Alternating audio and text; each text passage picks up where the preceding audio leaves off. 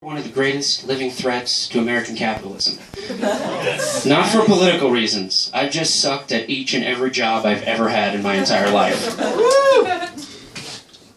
Yeah, a lot of people take interest in politics. I was at a party about a week ago, and I was meeting a lot of nice people, but there was a group of anarchists there. They were really nice, but one of the anarchists ended up having a conversation with him, and finally, he goes to me, "Shawn, what's your solution to the class struggle?" And I just went, "I don't know, I just always made friends with the kid who took better notes." Yeah, but it can get tough. A lot of people have to put up with a lot of crap. I have this good friend, Marie, and she's a very dedicated feminist and really, really smart. She likes to give speeches on feminism just to promote the cause. Unfortunately, it was about a week ago, she was giving a speech, and there was this group of Irish misogynists who would just not stop heckling her the entire time. And I really just hate whenever I have to hear cases of the patriarchy oppressing women. Oh my god, that's terrible. Oh, I know. Well, it's good to see you're all relaxing. I don't know how all you all like to relax. One of the ways that I like to relax is reading, and I try to write a little bit when I get a chance. Now, I don't know if you saw, there was a movie that came out in the past couple of weeks, 50 Shades of Grey. Popular films, breaking all these world records. Some people like it, some people don't. They're prudes. So, a lot of people, though, I've realized that if I want, erotic novels are probably going to be the wave of the future, and I want to get in on this market on the ground level. So I've actually started working on my own erotic novel. It's a story about a man who meets and falls in love with and has a very torrid, sexy, slightly kinky love affair with a female accountant. I've entitled it, "She Had the Tightest Budget in Town." Good to see you're all laughing. Thank you. That's why I wrote it. So I've noticed that, I don't know if this happens for you guys, but whenever I'm walking through life, whenever I'm just walking around, there's always, at least once a month, I'll hear part of a conversation that you really wish you could hear where the conversation had built up to that point. When I was walking around here, there was two students, and a couple weeks ago, one of them looked at the other and he's just like, "Well, how was the class? What was it like?" "I don't know, it was kind of all right. We spent around about a month discussing vagueness." Now, probably the best one I ever overheard in my entire life, and we try to set the scene. It's May, about 5 years ago. It's a little hot, it's one of the first really warm days, and I'm walking with a friend through Princeton, where I'm from, and there's this guy, about 40-something, he's really sweating, he's nervous, his tie is loose, it's in the afternoon, and he's all sweating, and he's looking, and he's at his phone, and he's listening, and then just as I walk by, he says the following: "Look, what are we gonna do? My wife's gonna look in the account and know that the money's missing." I mean, I've spent 4 hours, just sleepless nights, trying to figure out what happened in that guy's month leading up to that. You can't even imagine the horrible decisions that you've made in your life leading up to where you need to say that sentence seriously. I mean, because if you're needing to say that sentence, something really bad's about to happen for you. That's cool, but like I said, you gotta relax. And one of the other ways I like to relax, I'm really into film. One of the type of movies I really like is documentaries. It's really cool, learn about something that you wouldn't normally be exposed to.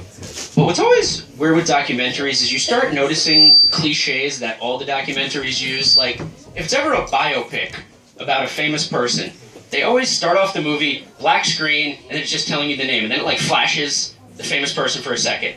They disappear, and then it flashes again, and then it cuts to some old guy with glasses, and it's "Let me explain something to you. She wasn't a part of the scene. She was the scene." Then it just cuts to the person's name, Diane. Documentary. The other thing that always happens is whenever they want to do a documentary about a really serious event that was a terrorist attack, or it's looking back on it 30 years later, they always do the same beginning. If it's really old and it's before film and television, they do still photographs. If not, they'll use film. But it's always just a bunch of people, a kid running for a butterfly, and then it goes to black. Or a multiracial family making a pie, and then it cuts to black. And then all of a sudden it's just it's quiet, and then you see in one corner of the screen, it clicks on, and there's a news reporter. "There was a terrorist attack in New York today. Hoy en Nueva York, un grande ataque de terrorista." But probably one of the coolest documentaries that I've seen recently, it was by the British channel ITV, which is BBC's rival. Right? Come on, back it up. Okay, she's the only interpret. Most of them haven't even heard ITV. They probably couldn't spell it. Very cool. But it was a really cool documentary, and it was all about how Jesus is depicted in the Islamic world, how he's depicted in the Quran and the Hadith. And what's really cool is he's in the Quran, but it's sort of like a remake of Jesus. Like whenever, like the new Batman movies, how they changed his origin a little bit and gave him all new powers. Like in the Quran, Jesus has all different powers. See, Mary doesn't have a husband. She just goes into the desert and then gives birth. And they ask, how did this child come to be? And then Jesus just starts talking when he's 3 hours old. This is how he talks. And then, you know, like in the Bible, he brings Lazarus back 3 days later. He resurrects a guy who's been dead for like 100 years to prove that he's more awesome when he's Islamic. But what's really interesting is, watching this, is that they interviewed Christian theologians and Islamic theologians.